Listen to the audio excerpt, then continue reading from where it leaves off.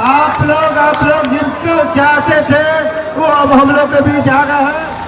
अरे जोर से बोलो जिंदाबाद, भाई इमरान प्रताप गढ़ी जिंदाबाद, अरे राहुल गांधी जिंदाबाद, लालू। आप लोग शांति बना रखिए। अब हम लोग के बीच हम लोग के लोकप्रिय नेता, चलिए चलिए बढ़ जाइए, खाली बात का।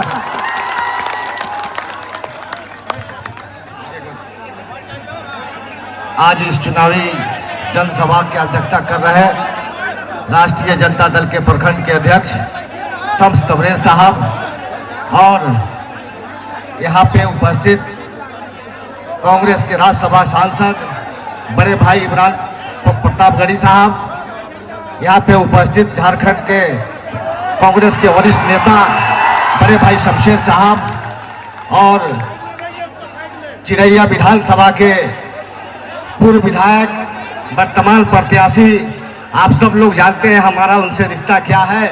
हमारे मामा आदरणीय लक्ष्मी नारायण यादव जी, यहाँ पे उपस्थित कांग्रेस के वरिष्ठ नेता बड़े भाई अभिजीत सिंह जी और मंच पे उपस्थित सभी महागठबंधन के सम्मानित नेतागण और सामने खड़े हुए मेरे नौजवान साथी, मेरे गार्जियन, सामने बैठी हुई माँ बहनें, सभी लोगों का हार्दिक अभिनंदन करते हैं, स्वागत करते हैं।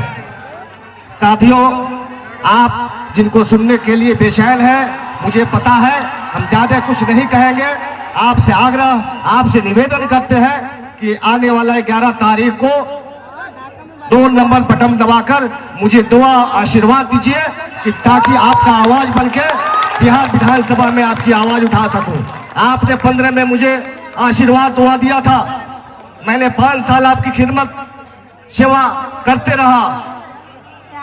जब चुनाव 20 में हम लोग चुनाव हार गए तो पता चला कि भाई हारने का कारण क्या है, हमने काम तो इतना किया। तो लोगों ने कहा कि आपका लोगों से जनसंपर्क आना जाना कम रहा, जिसके कारण चुनाव हार गए। और यदि हम पूछे कि और कोई गलती है तो बताइए, उसको मैं सुधार करूंगा। लेकिन लोगों ने कहा कि गलती अब हम लोग कर गए हैं, आपको चुनाव हराकर गलती हम लोग कर गए हैं कि 5 साल भ्रष्टाचार से परेशान, हर ब्लॉक हर अनुमंडल में परेशान रह रहे हैं, दौड़ते दौड़ते पैर का चप्पल किया जा रहा है, लेकिन ये काम नहीं हो रहा है। इससे बढ़िया आप थे, आप ही को इस बार सभी जाति धर्म के लोग आपको आशीर्वाद दुआ दे रहे हैं। इस बार इतना बहुमत से जीतने जा रहे हैं कि पूरे बिहार में रिकॉर्ड में आप लोग सबसे ज्यादा ढाका होगा। इसलिए सभी लोग इसी तरीके जोश से 11 तारीख को अपना जोश दिखाना है। एक एक वोट सबसे पहले माँ बहने का वोट करवाइएगा और नौजवान साथी एक्टिव रहिएगा। अभी और एक्टिव रहने की जरूरत है, ज्यादा समय बचा नहीं हुआ है। जो विरोधी है समझते हैं उनका चाल क्या है, उनका 2 मुद्दा है, एक हिंदू मुसलमान करा के वोट लेना चाहते हैं और नहीं तो दूसरा पैसा से खरीदना चाहते हैं। आप लोग 500 रुपया में अपना वोट भेज दीजिएगा तो पता चलेगा 5 साल उसी तरीके से आप लोग को परेशान होना पड़ेगा। इसलिए मैं ज्यादा कुछ नहीं कहूंगा, आप लोगों से यही आग्रह करूंगा कि आप अपना कीमती वोट मुझे दें, मुझे आशीर्वाद दें, मुझे दुआ दें। बहुत बहुत धन्यवाद, बहुत बहुत शुक्रिया, बहुत बहुत धन्यवाद। एक बार हाथ उठा के इनका जोरदार स्वागत कीजिए। अब जिसका था मुझे इंतजार हो घड़ी आ गई। अब हम लोग के बीच जिनको सुनने के लिए हम लोग बेकरार थे वो हम लोग के बीच आए आपके युवाओं का धड़कन इमरान प्रताप गढ़ी, तालियों से स्वागत कीजिए इनका, तालियों से स्वागत कीजिए। बाद में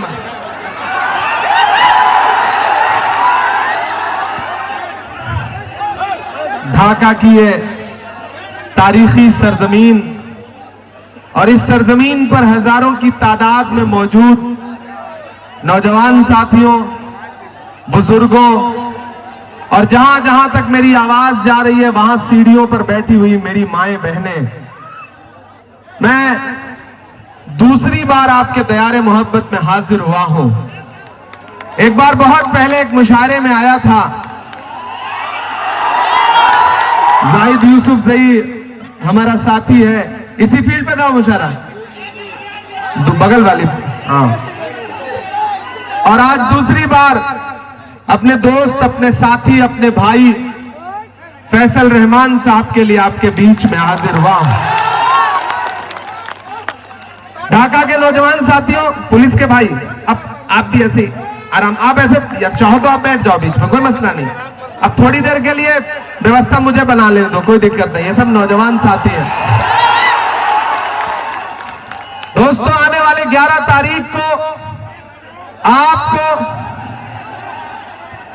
न सिर्फ ढाका के मुस्तकबिल का फैसला करना है, बल्कि बिहार के भविष्य का भी फैसला करना है। अगर आपको यह लगता है कि यह चुनाव सिर्फ एक विधानसभा का चुनाव है, तो आप बहुत छोटा सोच रहे हैं। यहां पर चिरैया के प्रत्याशी लक्ष्मी यादव जी भी मौजूद हैं। अगर आपको लगता है कि यह चुनाव सिर्फ विधानसभा का चुनाव है, तो आप बहुत छोटा सोच रहे हैं। मैं पूरे बिहार का दौरा करते हुए आपके बीच में आया हूं। मैं खगड़िया से लेकर के, बेलदौर से लेकर के, बछवाड़ा से लेकर के, पूर्णिया से लेकर के, कस्बा से लेकर के, धमदाहा से लेकर के, बिहार शरीफ से लेकर के, नालंदा से लेकर के, गया टाउन से लेकर के, दीघा से लेकर के, फुलवारी शरीफ से लेकर के, सिकटा से लेकर के, बेतिया से लेकर के अब ढाका पहुंचा हूं। पूरे बिहार की एक एक विधानसभा में जा रहा हूं और जो माहौल मैंने देखा है, उस माहौल की बुनियाद पर ढाका वालों पूरी जिम्मेदारी से बता रहा हूं कि आने वाली 14 तारीख को तेजस्वी यादव बिहार के मुख्यमंत्री बनने जा रहे हैं। कोई ताकत रोक नहीं सकती है। और यहां खड़ा होकर के ये ऐलान भी करता हूं कि अगर 11 नवंबर को आप अपने घरों से बाहर निकले और आपने अपना एक एक वोट 2 नंबर पर है, ईवीएम के दूसरे नंबर पर जिनका चुनाव निशान मौजूद है लालटेन, अगर उस पर एक एक बटन दबा करके इधर फैसल भाई को, उधर लक्ष्मी जी को असेंबली पहुंचा दिया और 14 नवंबर को रिजल्ट आया और तेजस्वी यादव बिहार के मुख्यमंत्री बने, तो 2029 में राहुल गांधी को देश का प्रधानमंत्री बनने से कोई ताकत रोक नहीं सकती है। यह चुनाव बहुत महत्वपूर्ण चुनाव है, जरूरी चुनाव है। यहां हमारे बुजुर्ग खड़े हैं, दानिश्वर लोग खड़े हैं। लोग आएंगे आपके बीच में आपको बांटने की, आपको बरगलाने की। सरे मिंबर वो ख्वाबों के महल तामीर करते हैं। सरे मिंबर वो ख्वाबों के महल तामीर करते हैं। इलाजे गम नहीं करते, फकत तकरीर करते हैं। तो ये याद रखना कि ये चुनाव भाजपा पूरी साजिश के साथ, पूरी मशीनरी के साथ लड़ रही है। ऐसे में इस चुनाव को आपको फैसल रहमान बनकर के लड़ना है। एक भी वोट बर्बाद नहीं करना है। वो लालटेन लेकर के जो हमारा नौजवान साथी खड़ा है, इसमें 11 तारीख को इतनी रोशनी दीजिए, इतना तेल डालिए, इतना तेल डालिए, इतना तेल डालिए कि इसकी रोशनी से पूरा पश्चिमी चंपारण, ढाका जगमगा उठे और साथ में पूर्वी चंपारण भी। यहां हमारे जिला अध्यक्ष आरजेडी के खड़े हैं, अभिजीत भाई खड़े हैं, तमाम पूरा मंच भरा है। जितना आपके मंच में भीड़ है, इतना तो भाजपा वालों के यहां पूरी भीड़ नहीं हो रही है। दोस्तों, आप बड़े जिंदा दिल लोग हैं। फैसल रहमान एक तरफ खड़े हैं, बाईं तरफ, दाईं तरफ लक्ष्मी जी खड़े हैं। मैं तुम्हें अपने उसूलों की कसम देता हूं, मैं तुम्हें अपने उसूलों की कसम देता हूं। मुझको मजहब के तराजू में न तौला जाए। मैंने इंसान ही रहने की कसम खाई है। मुझको हिंदू या मुसलमान न समझा जाए। यह चुनाव मोहब्बतों का चुनाव है। एक तरफ भाजपा की नफरतें हैं, भाजपा की साजिशें हैं, वोट बांटने की कोशिशें हैं, खरीदने की साजिशें हैं। लेकिन ढाका में खड़ा होकर के मैं ये कह रहा हूं कि अदावत है, सियासत है, परिंदा है, शिकारी है। अदावत है, सियासत है, परिंदा है, शिकारी है, मगर इन सारी चीजों पर मोहब्बत अब भी भारी है। ढाका वालों, फैसल रहमान से आपका सिर्फ फैसल रहमान तक का रिश्ता नहीं है। 2 पीढ़ियों का, 3 पीढ़ियों पीढ़ियों का, 4 पीढ़ियों का रिश्ता है। मैं इनके वालिद साहब के बारे में पढ़ता रहा हूं, सुनता रहा हूं। मोतिउर रहमान साहब जैसी शख्सियत जो आपके बीच में नुमाइंदगी करती रही है, उनके चश्मो चिराग है ये। इस चिराग को बुझाने की साजिशें में लगे हैं बहुत सारे लोग। पिछली बार बहुत थोड़े वोट से चूक गए थे आप, लेकिन इस बार चूकना नहीं है। और एक चीज जान लीजिए, पूरा इंडिया अलायंस एकजुट होकर के काम कर रहा है। मैं अभी सुबह पहली रैली बेतिया में किया मैंने अपने प्रत्याशी वसी अहमद के लिए, दूसरी रैली मैंने सिकटा में किया कॉमरेड वीरेंद्र गुप्ता के लिए, और तीसरी रैली आरजेडी के लिए यानी कि फैसल रहमान के लिए करने के लिए ढाका में खड़ा हूं। इस तरह से एकजुट है हमारा महागठबंधन। लेकिन उधर एनडीए वाले नीतीश जी को चिराग निपटा रहे हैं और चिराग को भाजपा वाले और जेडीयू वाले मिलकर के निपटा रहे हैं। मैं आ रहा था तो मीडिया के साथियों ने कहा कि नीतीश जी के बारे में क्या कहेंगे। हमने कहा मैं तो जब से बिहार आया हूं भोजपुरी का एक गाना सुन रहा हूं कि छन छन बदले तोहरे मिजाज रजऊ, दगाबाज रजऊ, धोखेबाज रजऊ। मैं तो गाना सुन रहा हूं ये भोजपुरी का, और ऐसा लग रहा है जैसे ये गाना उन्हीं के लिए लिखा गया है। और इधर परसों अभी पटना में रोड शो हुआ नरेंद्र मोदी जी का। आपको पता है कि नीतीश कुमार को नरेंद्र मोदी जी ने अपने साथ गाड़ी में खड़ा ही नहीं किया, ललन सिंह को खड़ा किया। इससे यह जाहिर होता है कि जिस तरह महाराष्ट्र में भाजपा ने एकनाथ शिंदे का राजनीतिक कैरियर निपटा दिया, वैसे ही नीतीश कुमार के भी राजनीतिक कैरियर को निपटाने की साजिश कर रही है भाजपा। एक तरफ भाजपा के नेताओं के बयान सुन लो, प्रधानमंत्री कह रहे हैं कनपट्टी पे कट्टा। यह प्रधानमंत्री की भाषा है, यह प्रधानमंत्री की भाषा है। मैं पढ़ा लिखा इंसान हूं, शायर हूं, सांसद हूं, मुझे हैरत होती है कि देश के प्रधानमंत्री इस तरह की भाषा का इस्तेमाल करते हैं।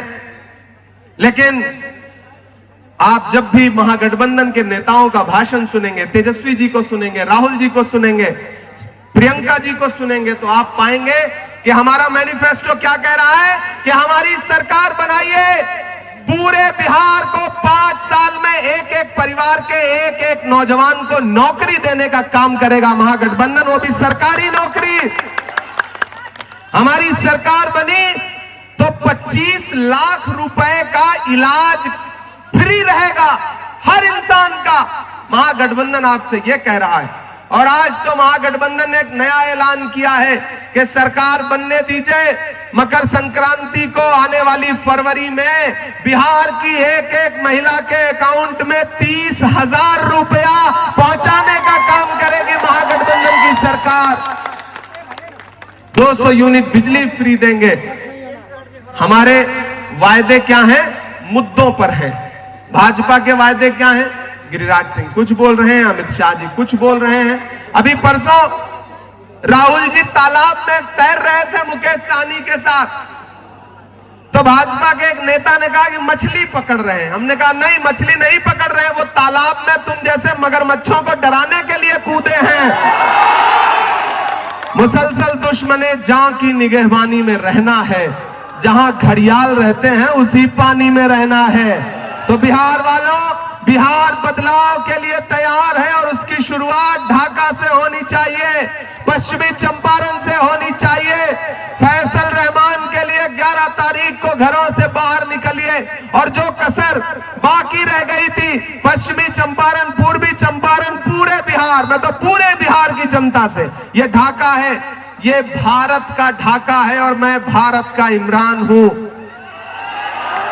मैं यहां खड़ा होकर के कह रहा हूं कि इस सरजमीन से जो आवाज उठती है वह हिंदुस्तान के अलग अलग कोनों तक जाती है। याद रखना भाइयों कि आपको बरगलाने की बहुत साजिशें की जाएंगी, बहुत कोशिशें की जाएंगी। किसी का जलवे रंगीन तखय्युलात में है, चराग बन के कोई जिंदगी की रात में है। बहुत बुलंद फजा में तेरी पतंग सही, मुझे पता है मगर डोर किसके हाथ में है। तो ये बड़ी साजिशों के साथ चुनाव लड़ती है भाजपा। किसी झांसे में नहीं आना है। एक चीज जहन में रहे कि सरकार बदलना है। इस बार महागठबंधन की सरकार बनाने के लिए वोट देने जाना है पोलिंग बूथ पर। आप जब लालटेन का बटन ढाका में दबा रहे होंगे तो आप सिर्फ फैसल रहमान को विधायक नहीं बना रहे होंगे, बल्कि तेजस्वी यादव को मुख्यमंत्री बना रहे होंगे और भाजपा समर्थित सरकार को सत्ता से उखाड़ करके फेंक रहे होंगे। ढाका वालों, मेरी एक बात बहुत संजीदगी से सुनना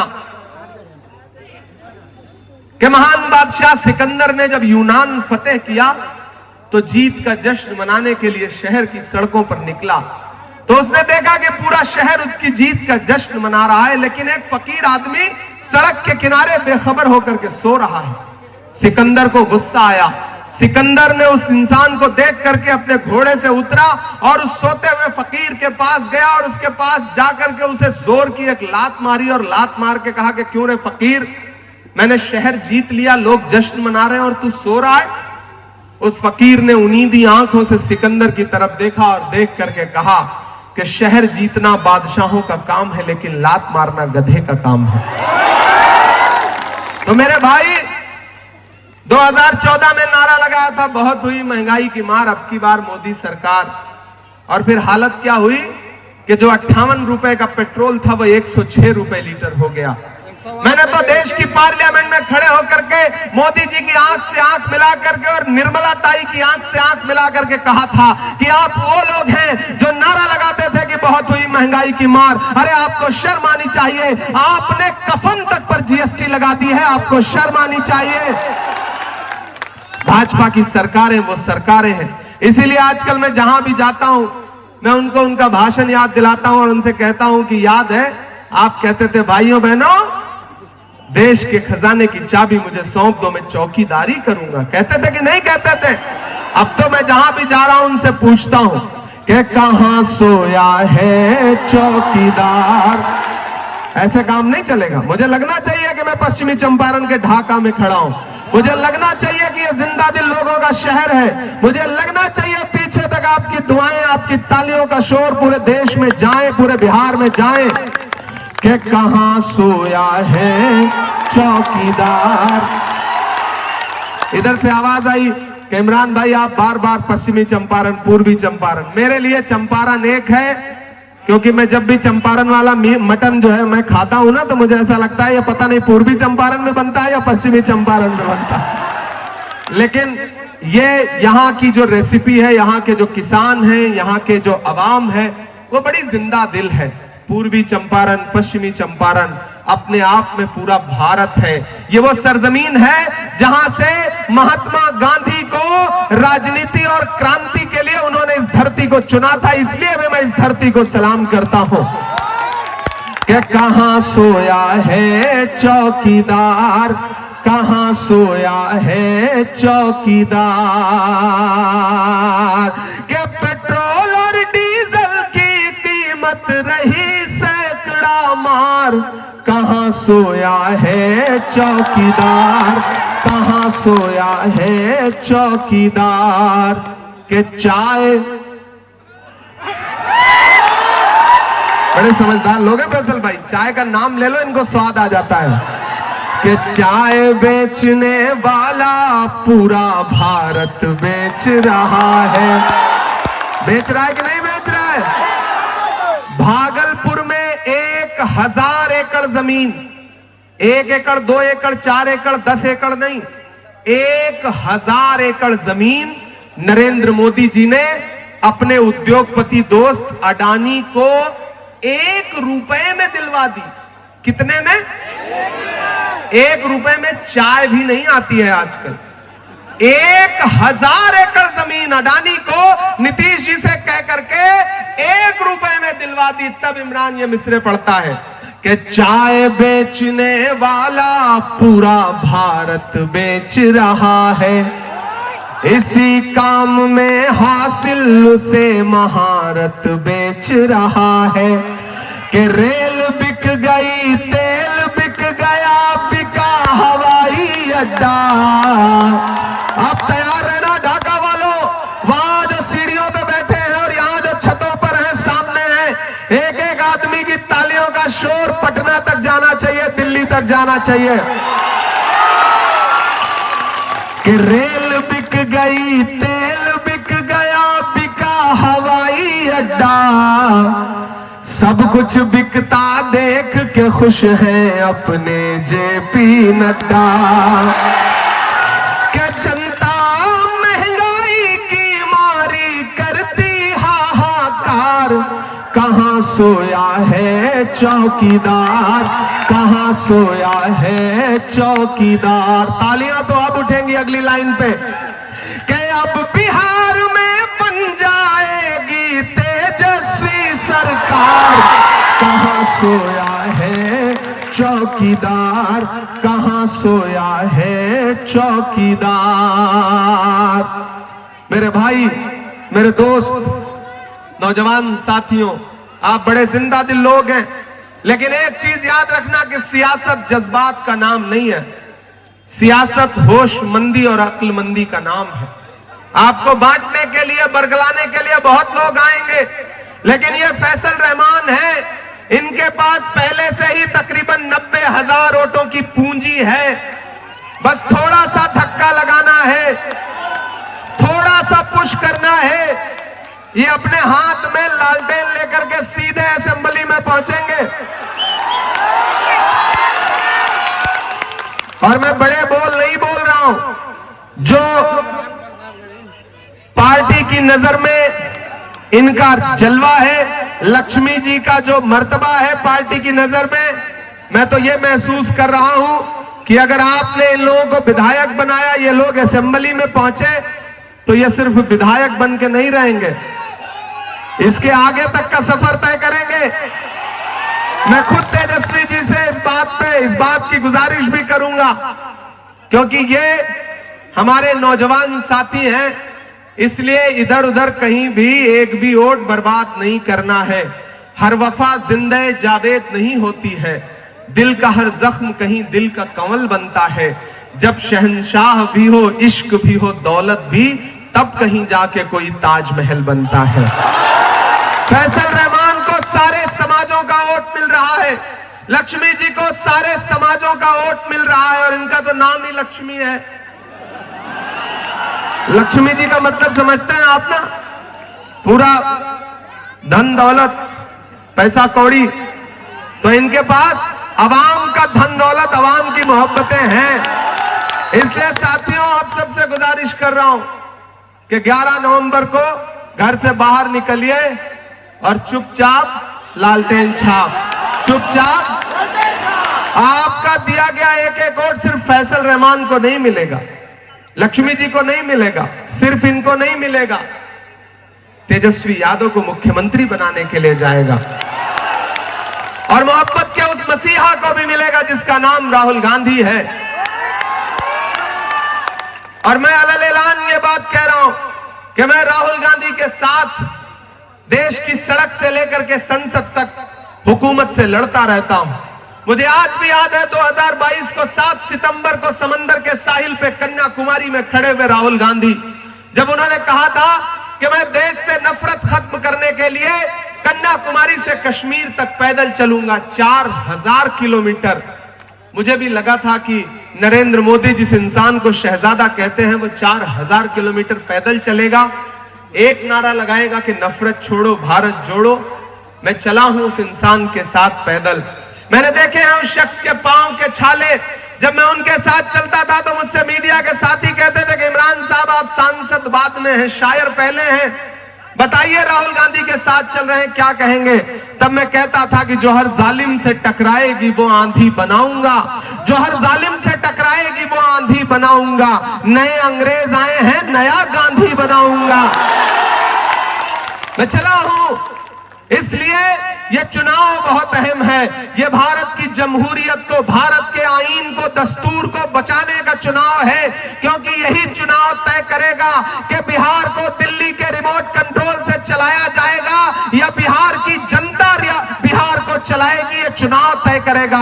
दिल्ली में बैठे हुए गुजरात के व्यापारी ये सोचते हैं कि बिहार को दिल्ली के रिमोट से चलाएंगे, लेकिन नहीं, ये बिहार है। बिहार को बिहार की जनता चलाएगी, बिहार के नौजवान चलाएंगे। इसलिए साथियों, आप सबसे गुजारिश है कि 11 नवंबर को अपना एक एक वोट लेकर के घर से बाहर निकलिए। और मेरा मन कर रहा है मैं 4 लाइनें और पढ़ दूं यार, ऐसे काम नहीं चलेगा। के दायरे में सिमट के आएगा। मुझे पता है बड़ी साजिशें हैं, मुझे पता है खजाना लेकर के लोग घूम रहे हैं, लेकिन मुझे यह भी पता है कि आप बिकने वाले लोग नहीं हैं। कोई खरीद नहीं सकता है आपको। मोहब्बत के हाथों बिक सकते हैं, दौलत के हाथों आपको कोई नहीं खरीद सकता है, मैं जानता हूं। इसलिए आपकी मोहब्बतों की बुनियाद पर यह शेर पढ़ रहा हूं कि दायरे में सिमट के आएगा, हर रवायत से हट के आएगा। आंधियों को जरा खबर कर दो। समझ रहे हैं ना मैं किसके लिए शेर पढ़ रहा हूं? कि आंधियों को जरा खबर कर दो, शेर वापस पलट के आएगा। शेर वापस पलट के आएगा। उठाइए अपना एक एक हाथ, इधर मंच पर भी उठाइए अपना एक एक हाथ ढाका वालों, और मुझे भरोसा दिलाओ कि 11 नवंबर को अपना एक एक वोट महागठबंधन के प्रत्याशी फैसल रहमान और इधर लक्ष्मी जी को चिरैया में देंगे। देंगे ना? महागठबंधन, महागठबंधन, महागठबंधन, महागठबंधन। बहुत शुक्रिया, बहुत मोहब्बत। ये माइक